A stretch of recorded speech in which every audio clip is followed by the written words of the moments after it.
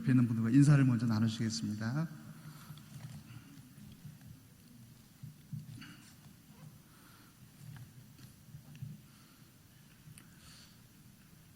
아마도 우리 성도님들 가운데서도 유튜브라는 말을 이제 한 번씩은 다 들어보셨을 거라고 생각이 됩니다. 유튜브는 미국 기업입니다. 인터넷 검색이라든지 인터넷상에 저장하는 클라우딩 이제 컴퓨팅과 그리고 인터넷 광고 서비스를 하는 기업의 이름을 이제 유튜브라고 하는데요. 이제 구글이 운영하는 동영상 공유 서비스를 유튜브라고 합니다. 사용자가 유튜브를 이용하는 사용자가 동영상을 인터넷에 올리게 되면은 그것을 시청할 수도 있고 또 공유도 할 수가 있는 것입니다. 저희들이 카톡이라든지 여러 이제 SNS를 통하여서 공유를 할 수 있는 서비스를 유튜브라고 합니다. 그래서 유튜브라고 하면 좀 더 쉽게 하면 그 단어 자체가 가장 쉽게 설명을 해주고 있습니다. 유는 영어로 뭡니까? 당신이라는 뜻이죠. 유가 그 투브는 텔레비전이라는 뜻입니다. 그래서 유튜브라는 것은 당신의 텔레비전이다. 결국에는 내 자신이 올리는 동영상을 이제 말을 한다라고 보시면 됩니다. 우리 교회도 유튜브 지금 실시간 영상이 방송이 되고 있습니다. 우리 교회에서도 이제 방송 채널이 있는데요. 유튜브에서 평택 시온성교회라고 치시면은 우리 시온성교회 유튜브 방송 채널이 뜨게 됩니다. 그곳에는 이제 실시간 방송도 나오게 되고 기존의 목사님들이 설교했던 설교들과 찬양들이 다 들어 있어서 언제든지 원하는 시간에 원하는 제목을 클릭하시면 설교도 들을 수가 있고 찬양도 들을 수가 있습니다. 그리고 이제 자신이 이제 방송을 하게 되거든요. 그래서 유튜브에서 자신의 방송을 하는 사람을 유튜버라 합니다. 아마 한 번씩은 다 들어보셨을 겁니다. 어찌 보면 지금 앉아 계신 우리 성도님들 중에서도 유튜브가 있을 수가 있습니다. 언제든지 핸드폰으로 찍은 영상을 유튜브에 올리면 누구든지 유튜버가 될 수가 있는 것입니다. 우리 기독교계에서도 인기 있는 유튜버가 한 분 계신데 구독자가 무려 14만 5천 명입니다.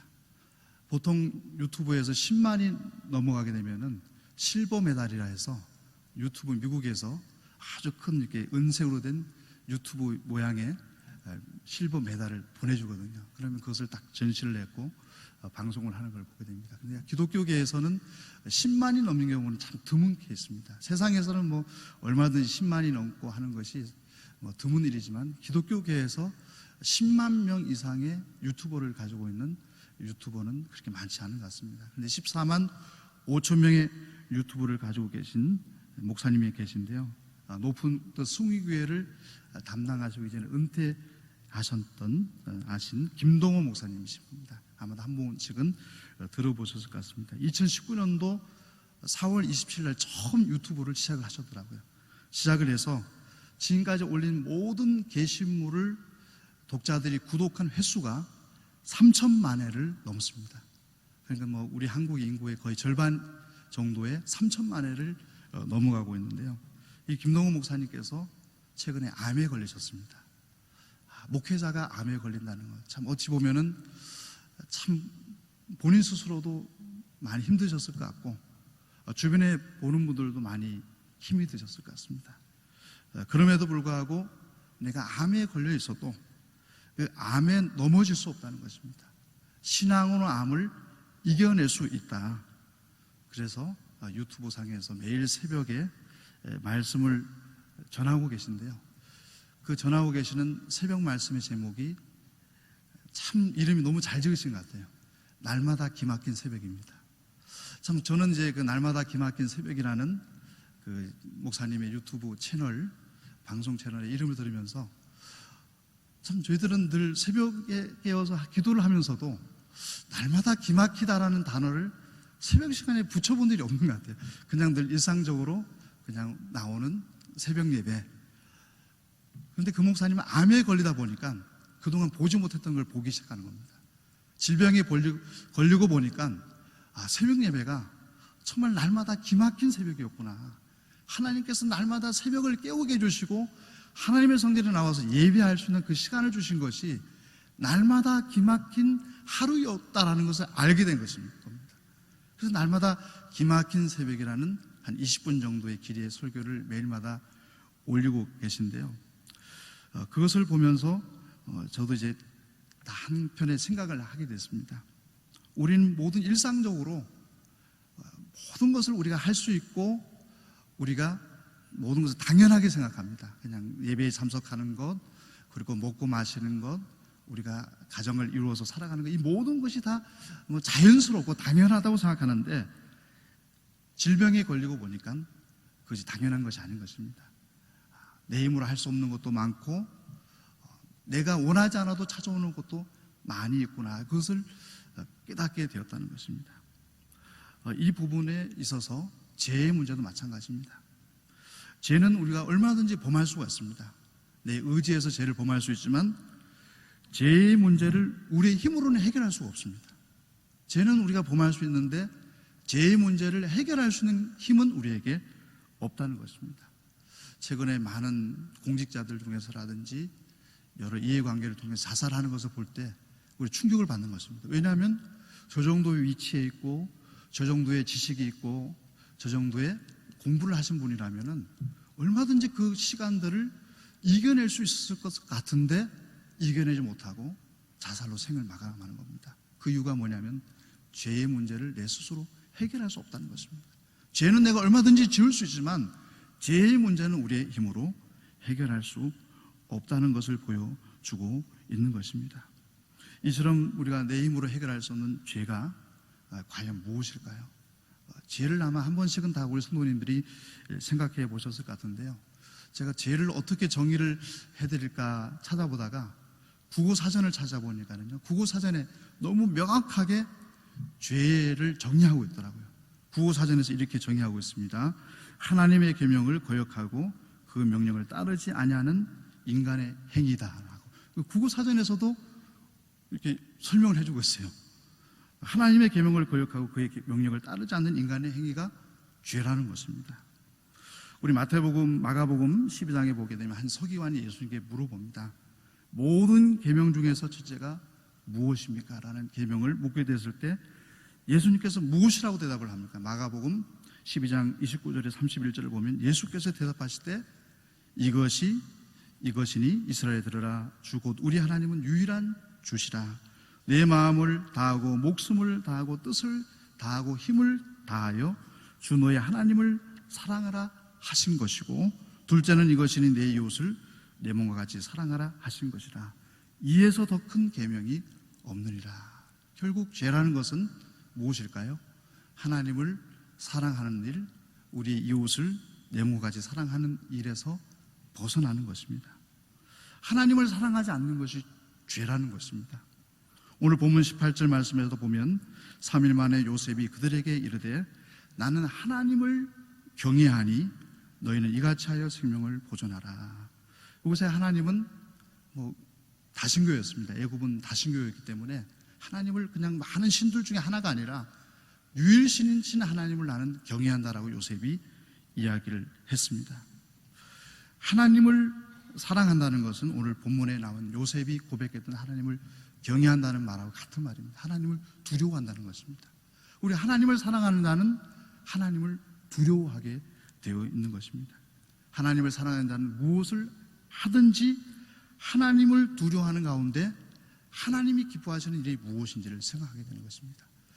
그래서 얼마 전에 갑자기 말씀을 준비해서 떠올랐던 책이 있습니다. 예수님이라면 어떻게 하셨을까?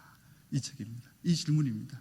저희들도 마찬가지입니다. 하나님을 사랑하고 하나님의 계명을 따르는 성도는 예수님이라면, 하나님이라면 이 상황 속에서 어떻게 하셨을까라는 질문을 던져보는 겁니다. 그 질문에 대해서 우리의 마음속에 하나님이 응답을 주신다면 그것이 잘하는 일이다, 그것이 잘못된 일이다라고 우리에게 응답해 주시면 그 말씀을 쫓아서 행하면 되는 것입니다. 그러면 우리가 하나님을 사랑하는 그 자리에서 죄를 짓지 않게 되는 것입니다.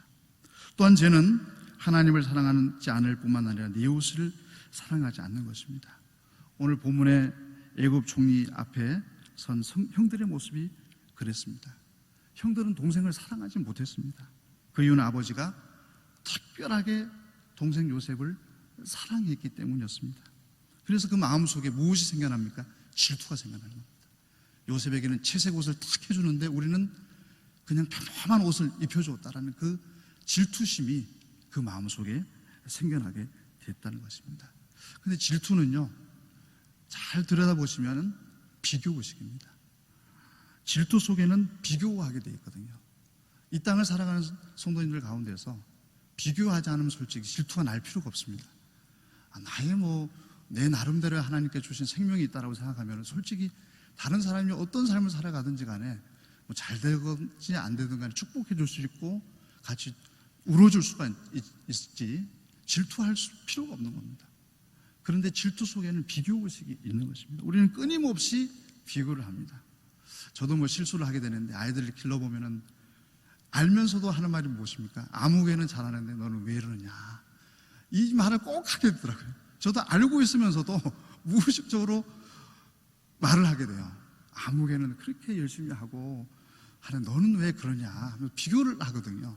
그냥 그 자체로 네가 이러한 삶을 살아갔으면 좋겠다 이렇게 말을 하면 되는데 꼭 아무개는 어떻다, 너는 어떻게 해야 되냐, 자꾸 비교의식을 하게 된다는 것입니다.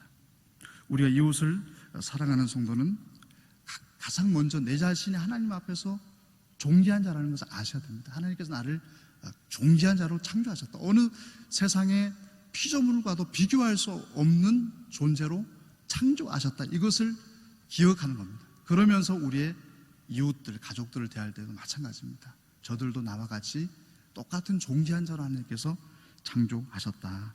그것을 깨닫게 되면 어떻게 될까요? 우리는 더 이상 비교하지 않고 그들에게 질투하지 않고 그들을 하나님 안에서 한 형제로 받아들이고 그들을 사랑할 수가 있는 거예요. 내 몸과 같이 사랑할 수가 있는 것입니다.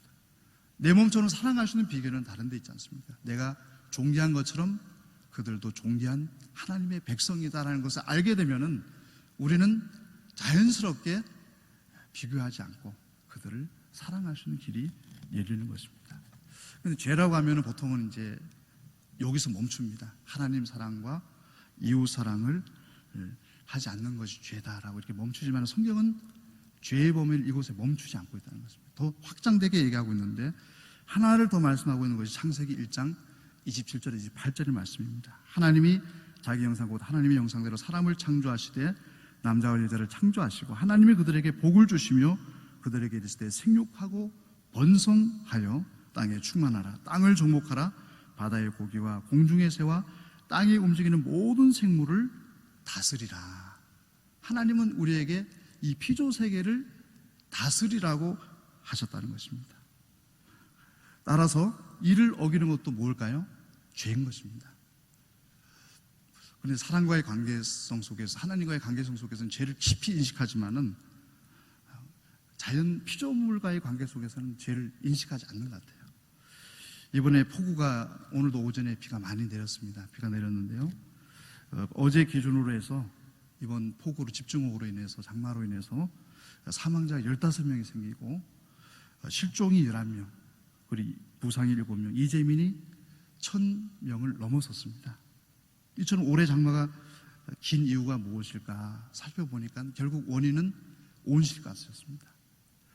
1750년에 이제 산업혁명이 일어나면서 화석연료를 끊임없이 떼는 겁니다. 우리 이 땅에 너무 편리하죠. 화석연료를 떼서 전기기관차도 달리고 자동차도 달리고 많은 이로운 점이 많다 보니까 남발하는 것입니다.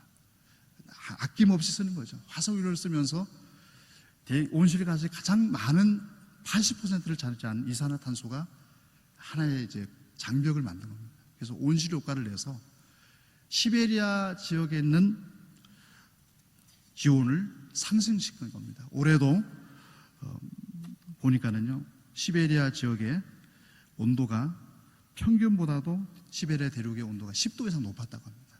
이로 인해서 시베리아 대륙의 뜨거운 공기가 올라오다 보니까 북극도 조금 높고 북극의 찬기온이 우리 중위도까지 내려온 겁니다. 그래서 우리 한반도 중앙에 딱 끼어 있는데 남쪽에서는 어떻게 됩니까? 북태평양 고기압이 해수의 온도로 인해서 고기압이 딱 형성되는 겁니다.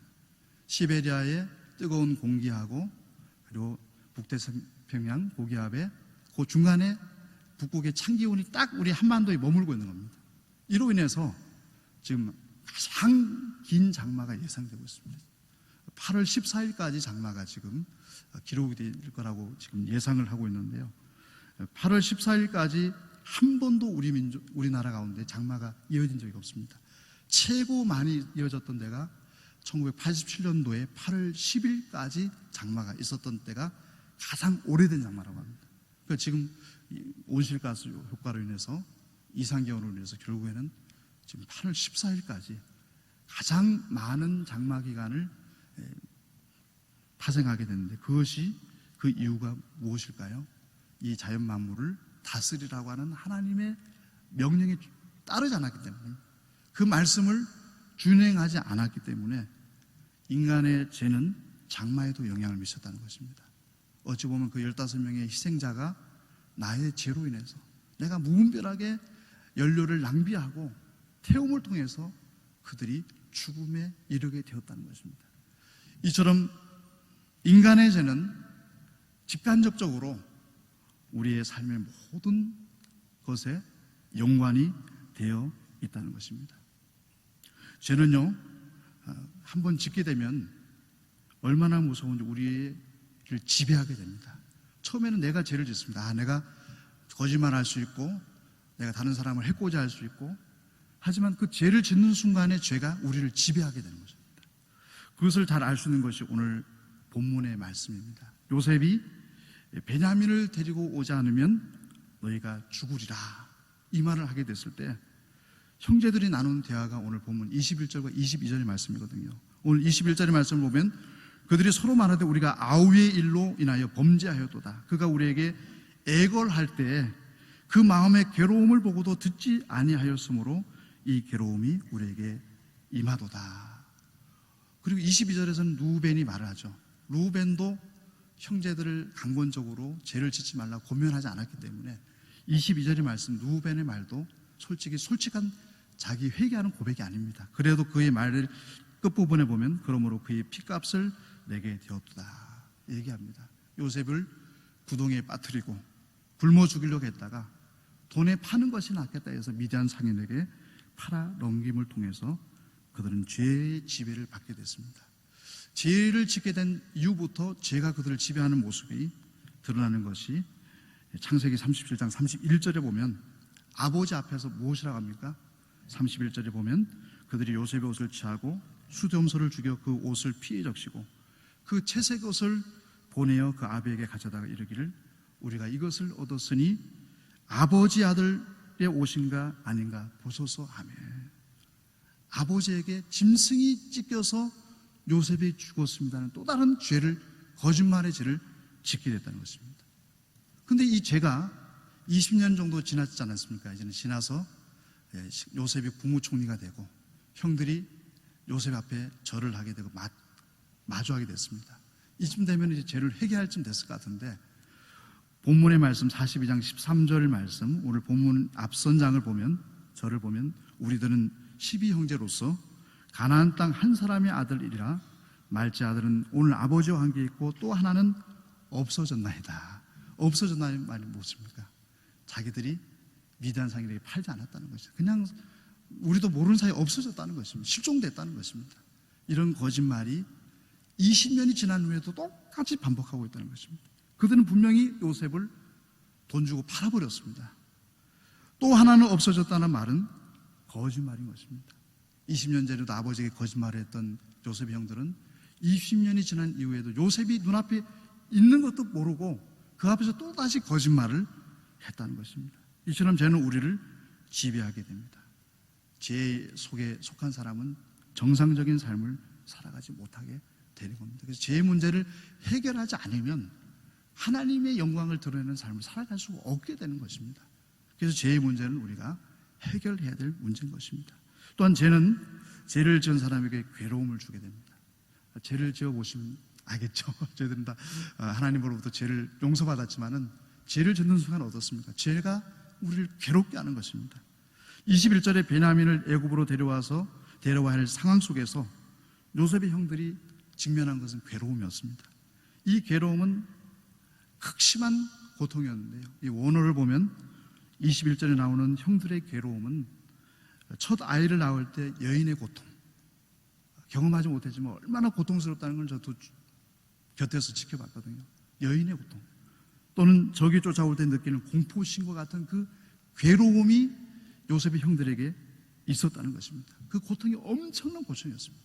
죄로 인해서 우리에게 찾아오는 그 고통은요, 극복할 수 없는 것입니다.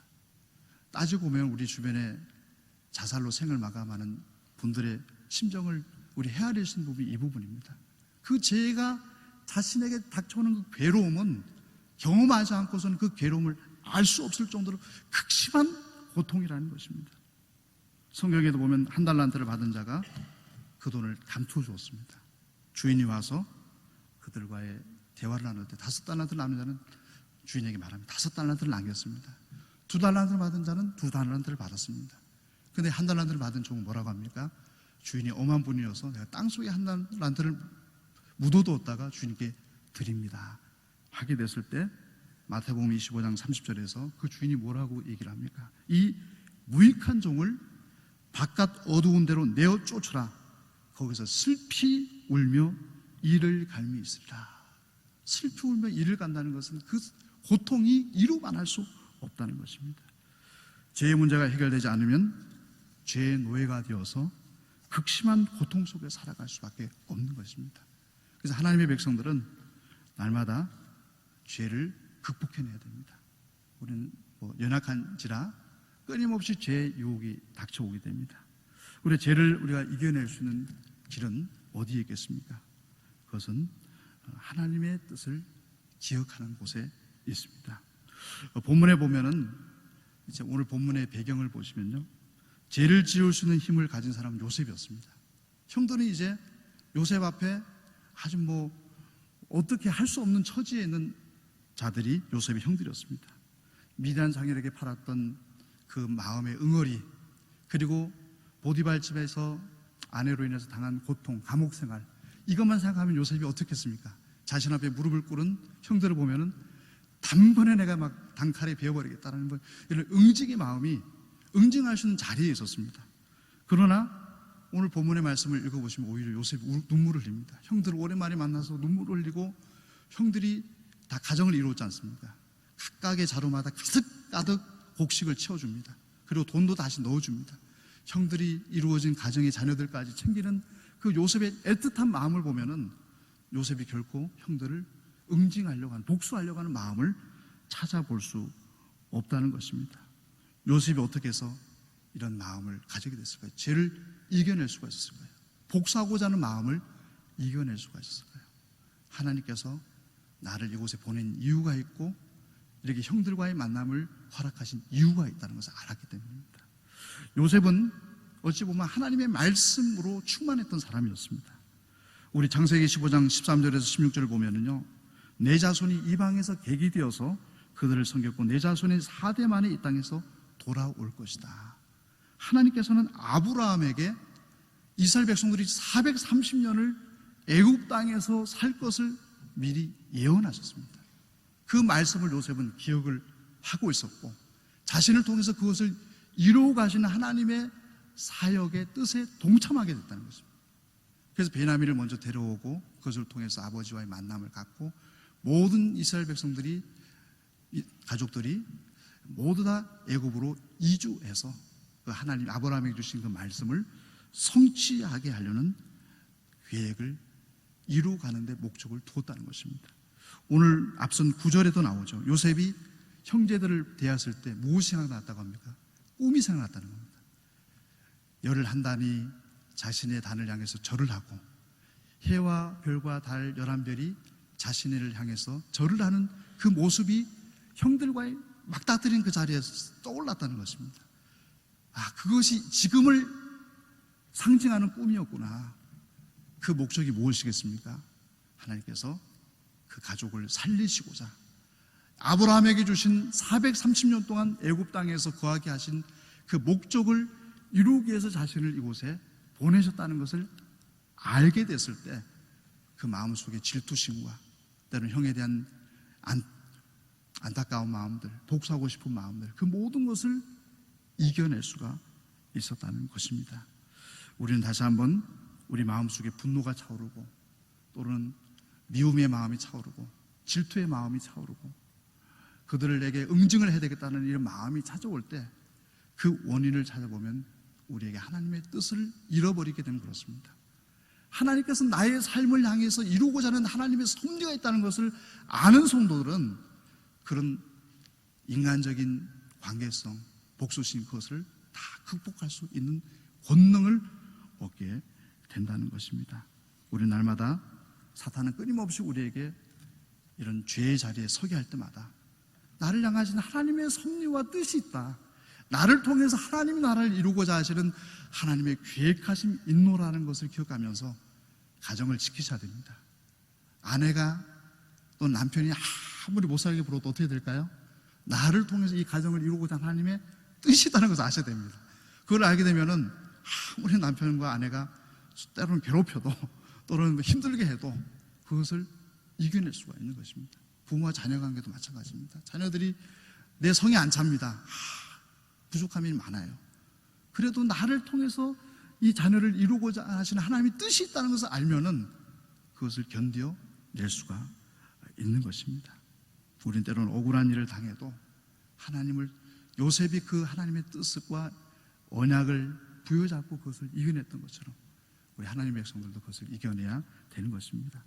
또 한 가지는 요셉에게 있어서 이 죄를 극복할 수 있었던 것은 회개의 삶이 동반됐습니다. 오늘 말씀을 준비하면서요, 요셉은 회개하지 않았을까라는 질문을 던져보게 됐을 때 요셉은 분명히 회개했을 것 같아요. 성경 말씀, 우리 오늘 본문의 앞선 창세기 37장 2절을 보면 야곱의 약전이 이러하니라. 요셉이 17세의 소년으로서 그 형제와 함께 양을 칠 때에 그 아비의 첩 비라와 실바의 아들들로 더불어 함께 하였더니 그가 그들의 과실을 아비에게 고하더라. 형제들의 과실을 아버지께 고했다는 것, 일러 바쳤다는 것입니다. 또한 형들의 마음을 불편하게 했습니다. 형들이 자신을 질투하고 있다는 걸 알면서도 아버지가 지어준 채색 옷을 자랑했습니다. 나만 이 옷을 입고 있다는 것을 자랑했습니다.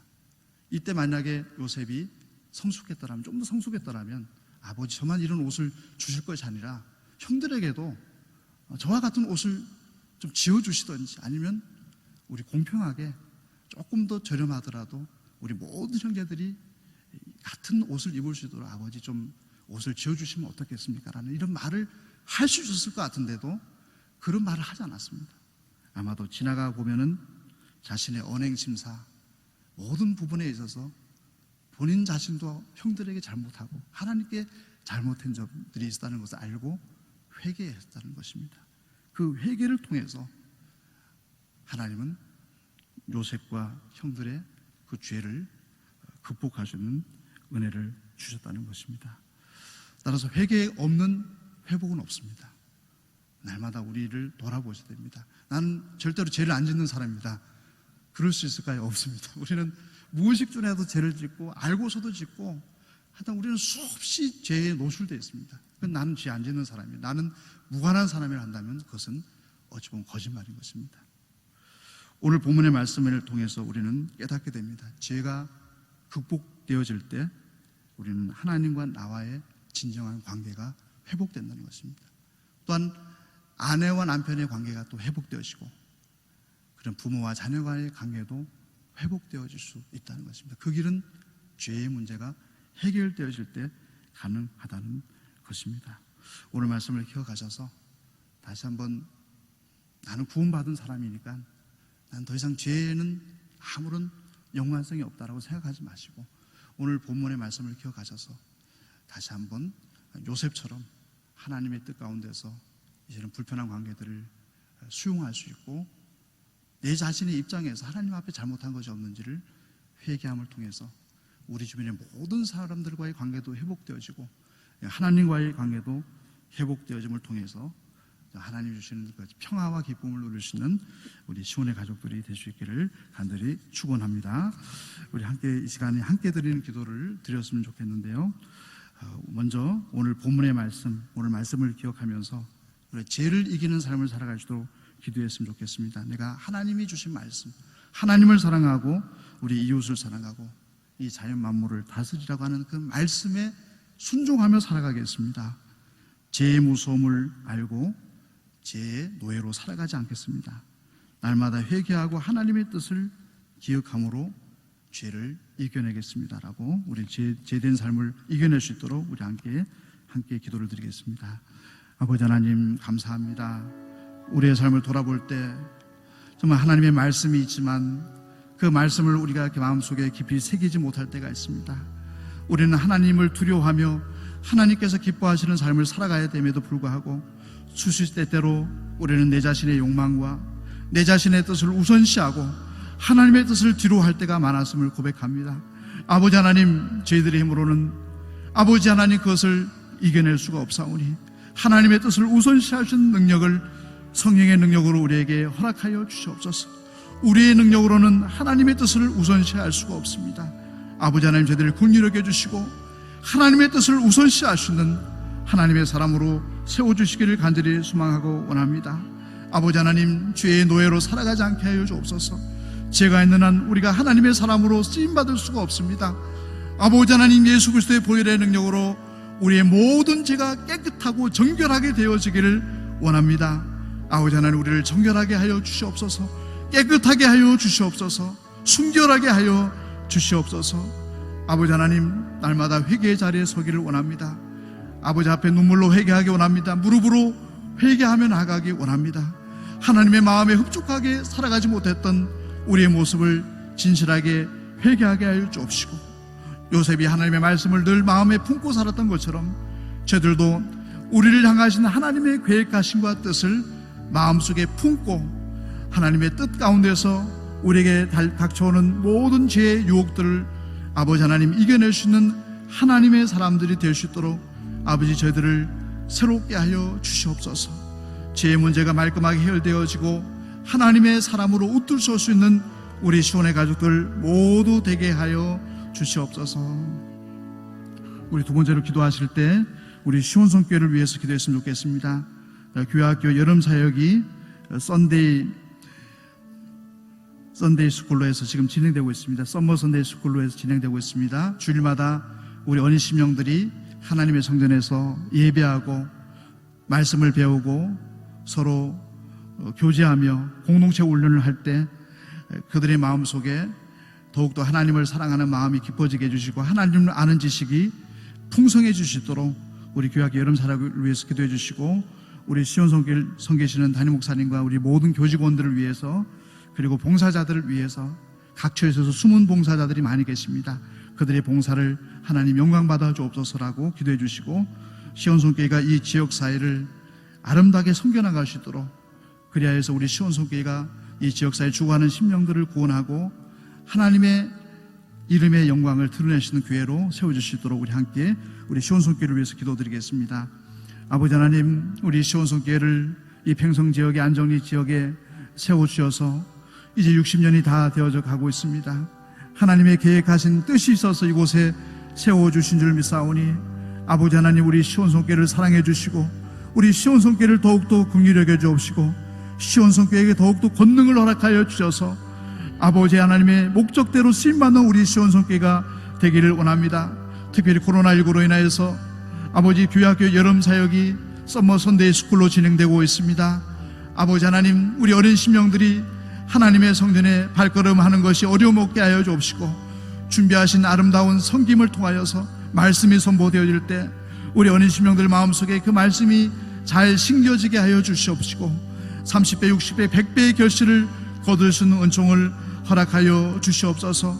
아버지 하나님, 우리 시온성교회를 세우신 담임 목사님에게 성령의 충만함을 허락해 주시옵시고 지치지 않게 해 주옵시고 날마다 새 힘을 허락해 주셔서 우리 목사님을 통해서 주신 비전들이 아름답게 이루어져 갈 수 있도록 우리 모든 교직원들이 함께 합력하여서 선을 이루어 가시는 은총을 허락하여 주옵소서.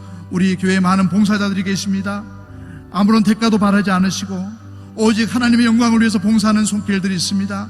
아버지, 그들의 눈물과 희생과 헌신을 기억해 주셔서 우리 시온성교회가 더욱더 주님의 몸된 교회에서의 사명을 잘 감당하시는 아름다운 공동체로 설 수 있도록 인도하여 주시옵소서. 우리 시온성교회가 지역사회를 위해서 아름답게 쓰임받기를 원합니다. 아버지 하나님, 이 지역사회에 죽어가는 심령들을 구원의 방주로 이끄시는 사명을 감당하기 원합니다. 아버지 하나님, 우리 시온성교회가 이 지역사회를 품기를 원합니다.